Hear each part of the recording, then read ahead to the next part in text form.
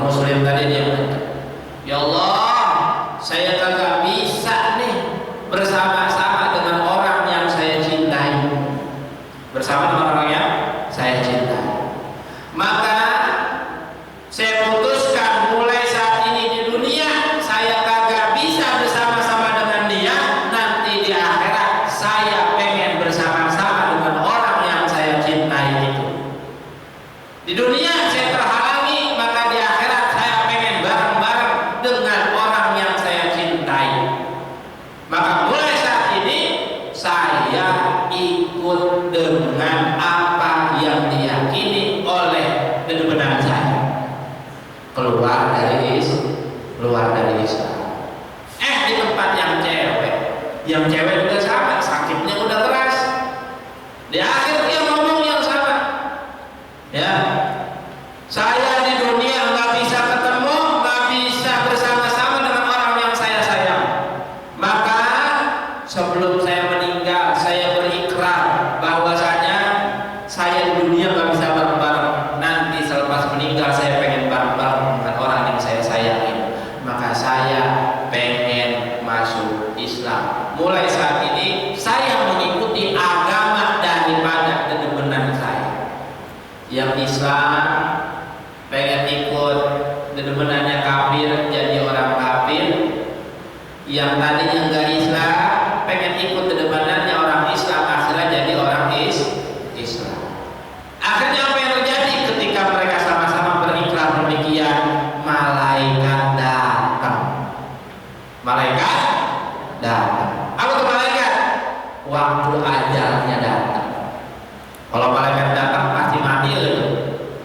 Pasti kan Pak? Pasti kalau emang udah waktunya. Akhirnya apa yang terjadi?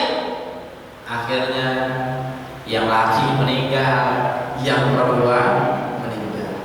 Yang laki meninggalnya dalam keadaan su'ul khotimah, meskipun sebelumnya dia Islam, karena akhir hayatnya dia menanggalkan keislamannya, jadi ikut sama orang-orang kafir, maka dia matinya dalam keadaan kafir. Yang perempuan, ya, karena di akhir hayatnya dia berikrar atas keislamannya, dia mengucapkan 2 kalimat syahadat, wafatnya dalam keadaan husnul khotimah. Yang cowok tadinya Islam keluar jadi masuk neraka, yang cewek tadinya non-Islam dia bersyahadat, di akhir hayatnya jadi masuk surga. Apa yang saya pengen sampaikan dalam cerita yang terakhir itu? Yang saya pengen sampaikan adalah bapak-bapak dan ibu-ibu, ya, jaga keimanan kita, jaga anak-anak kita, jangan sampai tuh kayak yang Muslim tadi, kita nggak pernah tahu ajal kita kapan datangnya. Ya, jangan apa yang ucap juga tuh kayak gitu tadi, gara-gara kesal sama lakinya, ngucap dah awas, ntar ada malaikat lewat, kalau kesampean bagaimana? Ya, makanya jaga ucapan. Ya, malaikat lewat, diaminin sama malaikat, bagaimana urusannya? Kesal sama laki lalu berangkat kerja, sampai bersama beliau. Bener kan lakinya sama beliau? Gara-gara siapa tuh? Bapak ibu nih doain lakinya begitu. Jangan, ya, seperti itu. Maka dalam hal ini jaga, kita nggak pernah tahu. Makanya dalam hadis Arba'in nomor 4, ya, disebutkan ada orang yang sepanjang hidupnya amalan ahli surga. Dia sama surga jaraknya udah tinggal sejengkal, jauh udah dekat sejengkal, udah dekat banget 1 jengkal. Gara-gara dia ditetapkan sebagai ahli neraka, jarak yang sejengkal itu bikin dia jadi penghuni neraka. Apa itu sebabnya? Dia langsung keluar dari Islam seperti kisah yang tadi. Ya, ada orang sepanjang hidupnya amalan bukan amalan ahli surga, tapi ditetapkan jadi pada ahli surga. Maka di akhir hayatnya dia jadi penghuni ahli surga. Kita nggak pernah tahu. Makanya jangan lupa buat doa sering-sering. Ya Allah biha, ya Allah biha, ya Allah bihusnil. Ayo baca lagi bawah. Ya Allah biha, ya Allah biha, ya Allah bihusnil, ya Allah biha.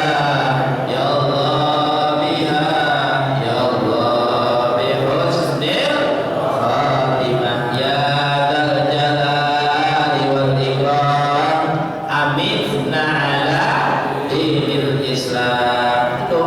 Doa biar kita wafatnya dalam keadaan husnul khatimah. Badinya ibu baca, bapak-bapak belum gawe baca.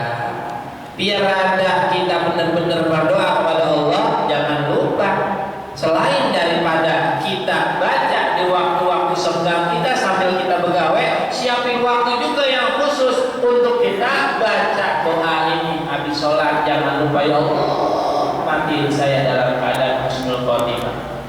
Lagi kita sujud terakhir dalam sholat, jangan lupa minta sama Allah, ya Allah, wafatkan kami dalam keadaan husnul. Ustaz kagak tahu bahasa Arabnya, udah tadi, ya Allah biha, ya Allah biha, ya Allah bi husnul khotimah. Itu kan gampang sudah, gampang kalau ngaji jadi gampang. Yang susah itu udah mau tahu orang mau ngaji, ya ilaha illallah. Ya, makanya alhamdulillah jadi ngaji jadi tahu doa kita kepada Allah minta husnul khotimah. Biar amal kita jalanin sejauh ini menyebabkan kita nanti akhir hayat kita wafatnya dalam keadaan husnul khotimah. Akhir ada hadis di sini. Hadis dari Nabi Sallallahu Alaihi Wasallam dalam kitab An-Nasaih Diniyah yang menyebutkan bahwasanya idza marartum bi riyadil jannah farta'u. Nabi Sallallahu Alaihi Wasallam memerintahkan kepada kita, kalau kalian lewat di taman surganya Allah yang ada di dunia, farta'u, maka mampir, mampir. Ya, sahabat bertanya, wa ma riyadil jannah? Ya Rasulullah, memang apa itu taman surga yang ada di dunia? Nabi Shallallahu Alaihi Wasallam menjawab, majalis dzikr atau hilakil dzikr, ya, yaitu adalah majlis-majlis dzikir di mana di dalamnya orang-orang pada berzikir, baik berzikir dan mengingat Allah atau berzikirnya yaitu dengan cara mempelajari ilmu agama Allah. Ya, makanya ada dalam satu sabdanya dalam hadis kursi, jika malaikat turun perintah dari Allah Subhanahu wa taala, ya, pada saat itu malaikat menyampaikan bahwasanya ada perkumpulan orang-orang pada berzikir kepada Allah Subhanahu wa taala. Ya. Kemudian Allah Subhanahu wa taala berfirman kepada malaikatnya, wahai para malaikatku, ushidukum anni qad ghafartu lahum. Ya, saksikan oleh kalian bahwasanya aku telah mengampuni dosa-dosa mereka. Orang-orang yang pada kumpul dalam majlis zikir seperti kita pada saat ini. Ya. Apa yang mereka minta, aku akan kasih. Apa yang mereka mohon perlindungan, aku akan lindungi. Kata Allah Subhanahu wa taala, malaikat ngomong, ya Allah, fihim fulanun abun khatta'un. Ya Allah, di kumpulan itu ada seorang hamba, dia hamba yang jelek, bukan ahli ibadah, bukan orang soleh. Dia cuma numpang lewat, mampir, duduk, bukan rombongan itu dia. Cuma lagi lewat, ada yang lagi zikir, ikutan duduk bentar. Ya, tuh malaikat laporan begitu sama Allah Subhanahu wa taala. Dia cuma orang lewat, ya, kemudian dia mampir, jaga sama, cuma numpang ikut duduk sama mereka. Kemudian Allah Subhanahu wa taala langsung berfirman, humul qaumul la yashqa bihim jalisu. Mereka udah jadi satu kaum. Mereka udah jadi satu kaum dengan duduk mereka bersama-sama. Makanya di sini yang bajunya biru, yang bajunya putih, yang bajunya kuning, yang bajunya kayak kolang-kaling, apa kolang-kaling? Ya, pink, ya. Tuh, yang bajunya merah, yang bajunya warna apa aja udah duduk bareng-bareng dalam majlis zikir pada kesempatan kita subuh kali ini, maka itu udah termasuk daripada orang-orang yang bakal mendapatkan daripada ampunannya Allah, daripada pengabulan doanya Allah Subhanahu wa taala. Mudah-mudahan perkumpulan kita pada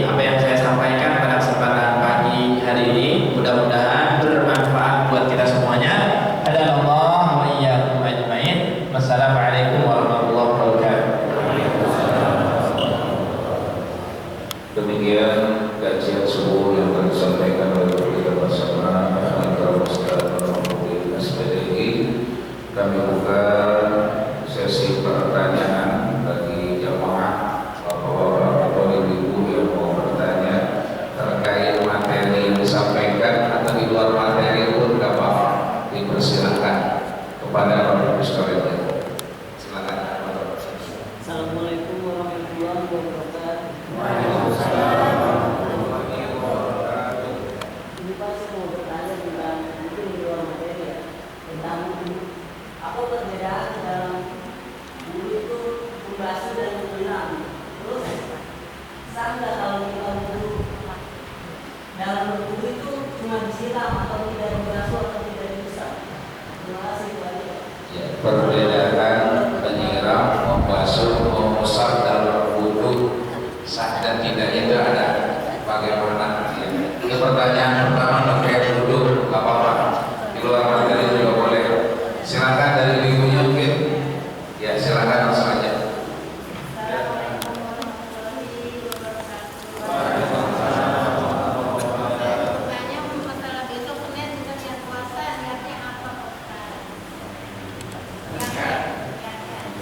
Puasa sholat. Dua pertanyaan sementara. Ada lagi? Iya silakan Ibu. Waalaikumsalam warahmatullahi wabarakatuh.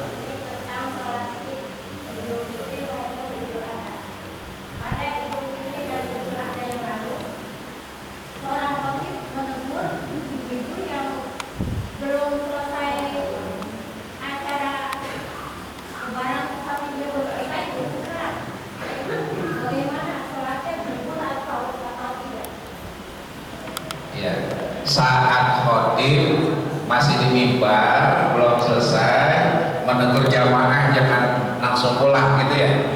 Iya, itu hukumnya gimana negur saat khutbah belum tuntas. Demikian langsung 3 pertanyaan diborong langsung kepada Ustaz. Bismillahirrahmanirrahim. Dalam wudhu apa bedanya nyiram, membasuh, mengusap? Yang ada dalam wudhu istilahnya itu dalam fardunya wudhu itu ada istilahnya mashu, ada istilahnya mashu. Apa bedanya? Kalau mashu itu mengusap, kalau mashu itu adalah membasuh. Kalau mashu itu adalah mengusap. Ya, seperti itu. Kalau mashu pakai ha itu ada pada membasuh wajah. Mashul wajhain, mashul wajh. Ya, kemudian mashu al-yadain. Ya, kemudian mashu ar-rijlain. Ya. Jadi istilahnya kita membasuh itu membasuh wajah, membasuh 2 tangan dan membasuh kaki. Nah, adapun istilahnya mashu ya ataupun cuma mengusap itu ada pada mengusap kepala ataupun mengusap rambut. Ya. Jadi pertanyaannya apa bedanya mashu sama mashu?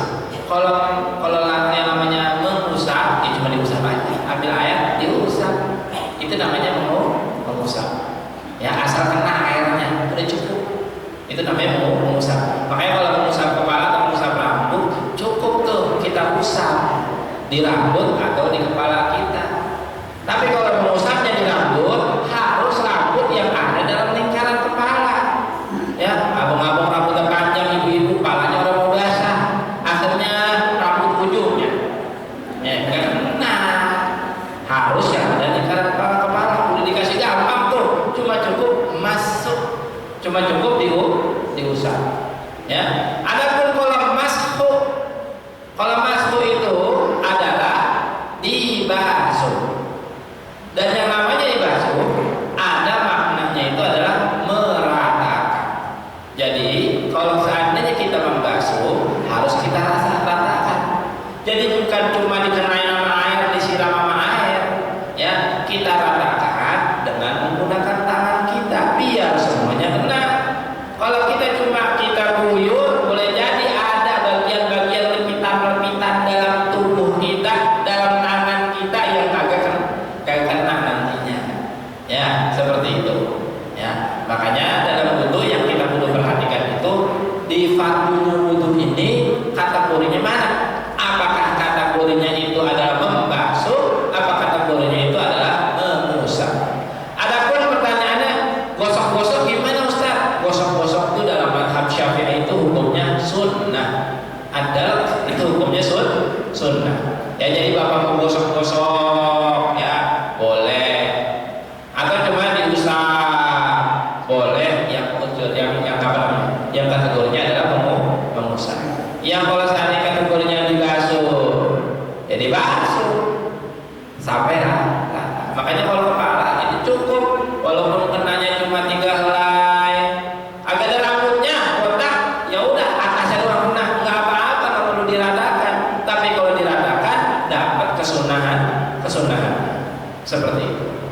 kita belum tahu ini kategorinya wajib apa sunnah. Wajib dalam wudhu cuma 6, yaitu dimulai dengan niat, kemudian membasuh wajah, semua bagian wajah, membasuh tangan sampai siku, kemudian mengusap kepala, ya, kemudian membasuh kaki sampai mata kaki, dan yang terakhir tertib. Artinya dari 6 bagian ini nggak boleh ada yang didahulukan terlebih dahulu, harus sesuai dengan urutan seperti itu.